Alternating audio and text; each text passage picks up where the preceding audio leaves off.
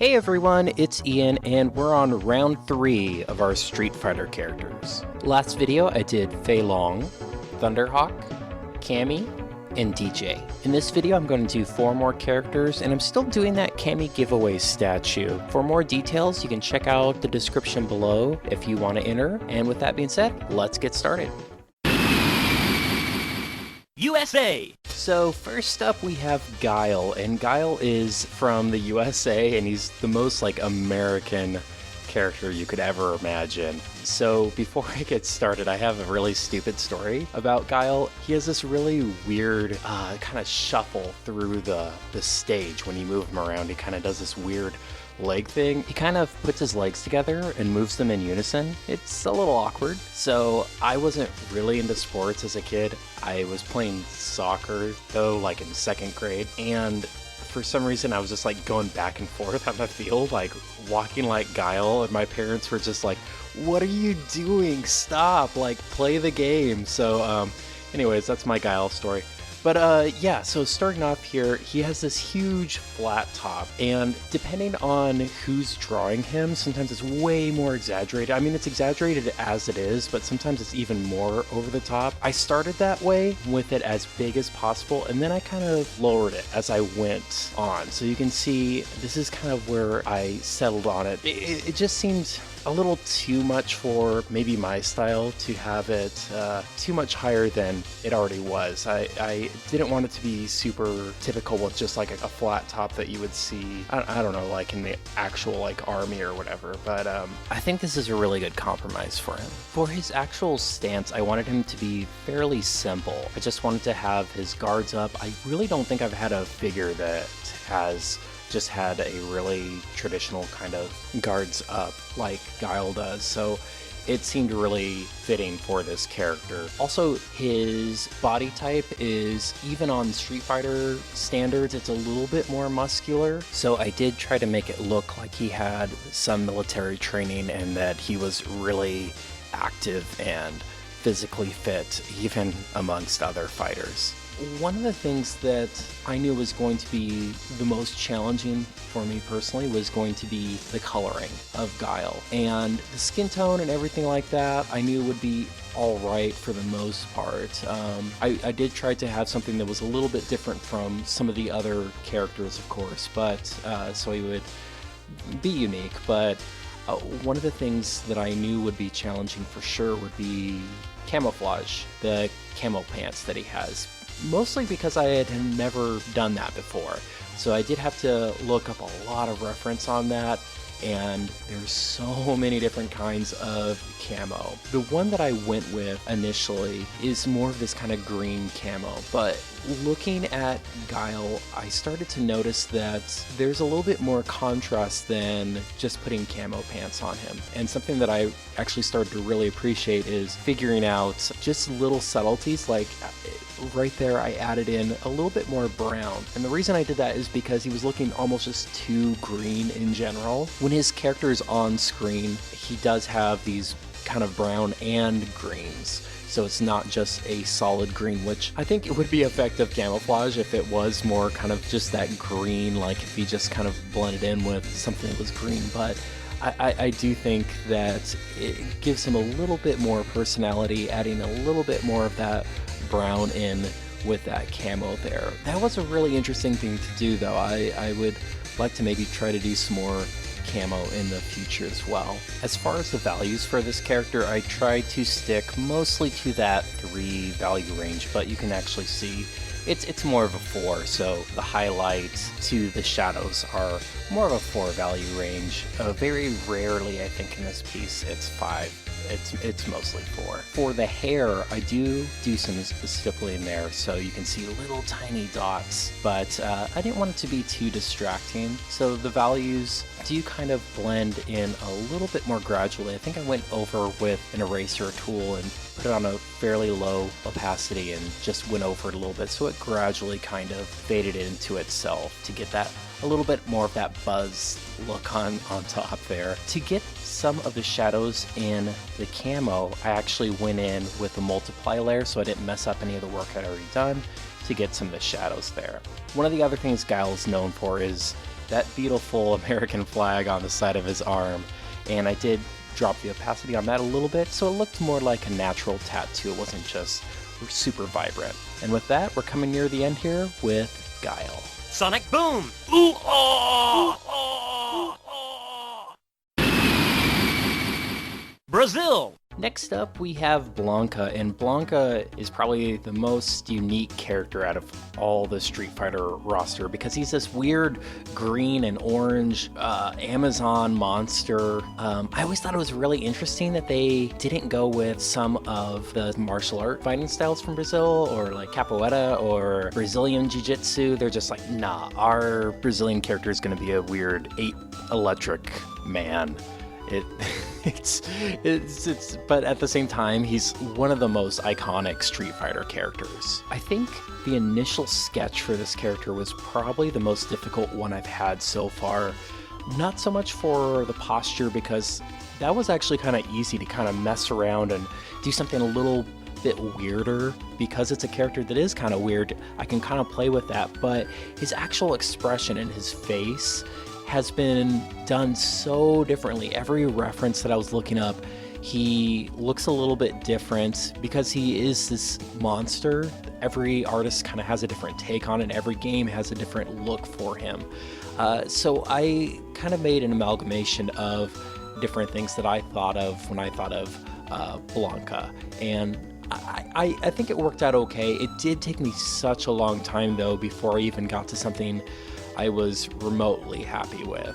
Something you can kind of see in the sketch process here is he has these wrist things around his wrist, around his arm there. And that's why it's really important to double check your reference, because those are actually around his ankles. I think they're initially supposed to be kind of like chains, like he was chained up. And he does not have those around his wrists. I think maybe I looked at like one picture or something where he did have that, all others did not. And I was actually messing around making sure the perspective was right on that. Again, that's why it's really important to make sure you're doing something accurate to the character. That way you're not wasting all that time on something that's not even there and they're just going to have to erase. So that is what ended up happening there. As you can see, I'm starting to put in the hair there, and like normal, I get really fixated on it, and this one is way more detailed than I probably should have made it. I do turn down the opacity on it a little bit later, so it's not super distracting. But man, I just really enjoy drawing hair, either stylized or more realistic. It's just really fun to do. But I do come in now with the color. This is something else, again, just his overall appearance and how often that changes. Color-wise, he changes so much too. In the actual pixel art of the game, he's a lot more of a yellowish green character, and in the most recent Street Fighter V, he's this blue, very much like a bluish green color, and it's a really dark kind of color. I'm super biased here, but I really like the color palette I went with. It's definitely almost more like a citrusy kind of vibe, and it's definitely tropical in my mind, and it just really fits like with the Amazon, and I'm really happy with the colors that I chose, and I'm glad I didn't do more of the yellow or more of the blue. It's definitely more of a yellow green, and it really just complements the orange, though. It's not too far one way or the other, in my opinion. So another good example of why it's important to check references, because in my mind, his shorts were almost like wintry kind of shorts. Like they had like fur where the shorts end, and they totally don't. They're just frayed and white, and they contrast quite a bit with the rest of his fabric, but they're definitely not fur, which makes sense if he's from Brazil. So in the initial sketch, you will see that a little bit poofier, and that's the reason why. I do kind of fixate on a little bit too much, just like I did with the hair, but like I do with the hair, actually come back in and drop the opacity on both of those. So the detail isn't lost, but it's not in your face as much, and it's not as distracting connecting, hopefully, to the rest of the figure, especially to the face, because I do want that to be the main focal point. And at this point, I'm just adding in more values, just like with all the other figures, and adding in any further details that I need to.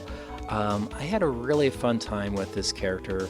It was a struggle at first, and again, it was a lesson in double checking to make sure I know what I'm drawing, but I am happy with the turnout. And with that, we have Blanca.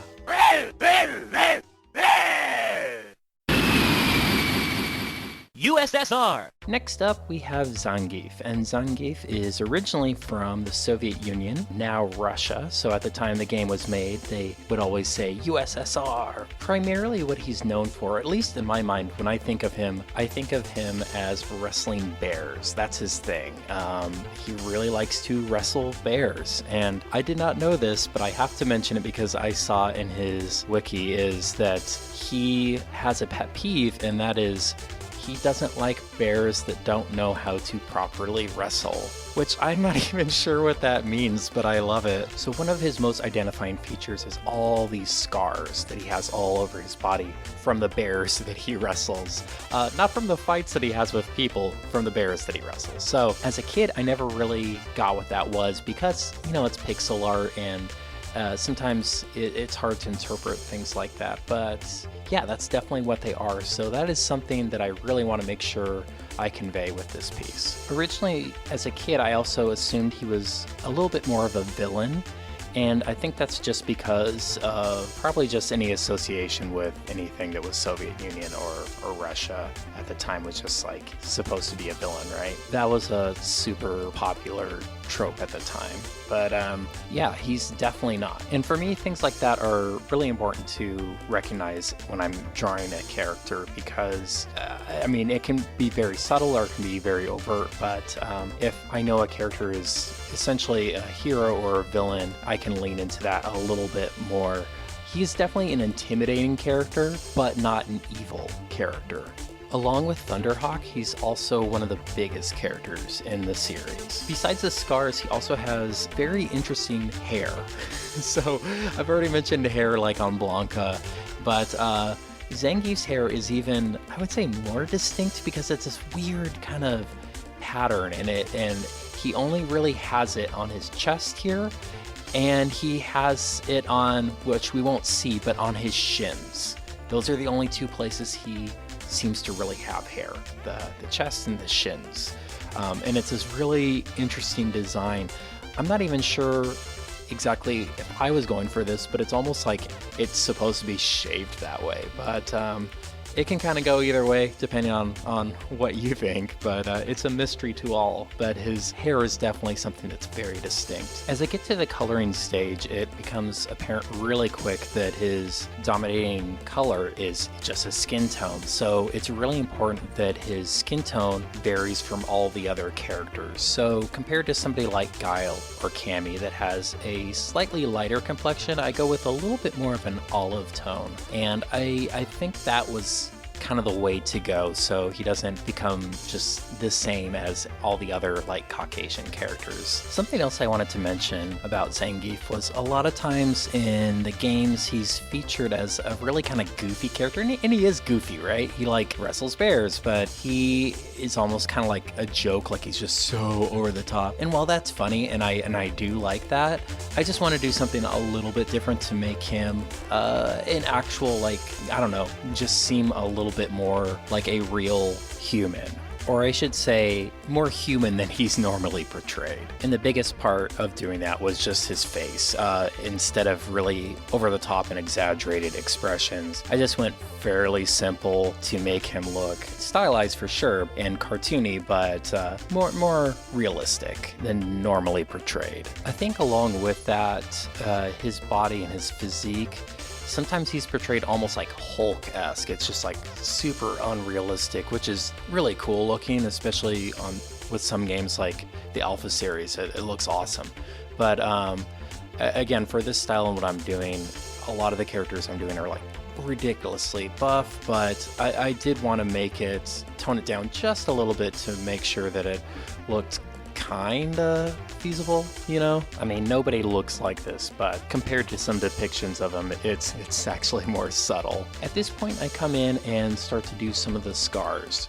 And I achieve that by just putting on multiply layer. That way I don't have to alter anything that I have done underneath with his muscle work. And at first, they were really jaggedy kind of scars, but it was becoming too busy and just kind of messy, so I did actually smooth it out a bit more, and I turned down the opacity on those scars. And with that, we have Zangief. India. And last up for this video, we have Dalton. Now, Dalton is a really weird character and really cool character. When I was a kid, I thought that yoga was a kind of martial art, that you could actually know yoga and beat people up with it or something. But of course, yoga is not like that in real life, and yoga is something that he would always yell out before like bursting somebody into flames or something like that. And it was really ridiculous, but it's a really cool character. So he can stretch and hit somebody from across the other side of the screen, and so he has this really crazy distance that he can fight his opponents at. Originally I had him in more of a meditative kind of stance, and then I had another sketch where he was kind of looping his arm around, and I liked kind of both of those, but I ended up kind of switching his arms out, and for the other figures in this piece, it seemed like that was the stance that made the most sense. With Dalton, there were a couple things that I knew I had to get right, and one of those was his physique. So he has this really interesting physique where he is kind of buff, but he's also the skinniest character out of all the Street Fighter characters. So he's kind of buff up top, but then he gets really emaciated and you can really see his hips and his ribs and his abdomen, and it makes his proportions kind of interesting too because of that. I imagine the idea of that is supposed to be part of his religion, either for fasting or meditation, so it's to give an idea of that. Also, because of his power, I think it makes sense that it's a character that is a little bit skinnier and can stretch out more, so that kind of indicates that a little bit. Another thing I wanted to make sure I got right were these skulls. He has a necklace of skulls, and I always wondered what that was about. When I looked that up, they're actually skulls from children that died of a plague in his village. Now, again, kind of like with Zangief, when I saw Dalton as a kid, I kind of assumed he was a villain because of those skulls and because of this really stoic look that he has. Even the way I draw him, it is a very stern, almost this really angry look to him, and I like that idea because he has kind of this appearance, but he's actually a really sweet and nice character, and he's considered like a pacifist. So I did want to kind of keep that idea. The skulls, I guess, are supposed to represent like a remembrance or like honoring those children that died. It's not supposed to be anything malicious or anything like that. So when I started drawing the heads, they were actually a little bit too small, even for a child's. They were maybe around a newborn size, which I guess is feasible, but I wanted to make them a little bit bigger, just so it looked a little bit more natural. For the proportions, I don't think they've ever been designed the way an actual child's skull is. Like their dome usually is, the scientific word, their dome is bigger proportion-wise compared to other parts of their skull, but you know, it's always the aesthetic that he has, so I kind of just went with these miniature-looking skulls here. As I begin to add in the color, I quickly noticed just like how aesthetically pleasing this is. The really beautiful yellow against his skin tone just looks great, and it made it really easy to color in. So something that's just really simple like that, like design-wise, you kind of, I don't know, sometimes I don't appreciate that until I'm actually doing that and I'm like, oh yeah, it works out really well. I think I mentioned this in a previous video, but the Street Fighter designs are great with color. If you haven't seen the minimalistic version of Street Fighter characters, I'll link that below. Her name's Ashley Browning, and she did this really simple version of each of the characters back in, man, the early 2000s, I want to say, or 2010s, but yeah, you can really see just how clear you can identify each of the characters just by that color palette that they have. Something else I wanted to mention, just because I had no idea this was a thing. I had always heard that the reason that Dalton was able to conjure up fire was because he ate really spicy curry.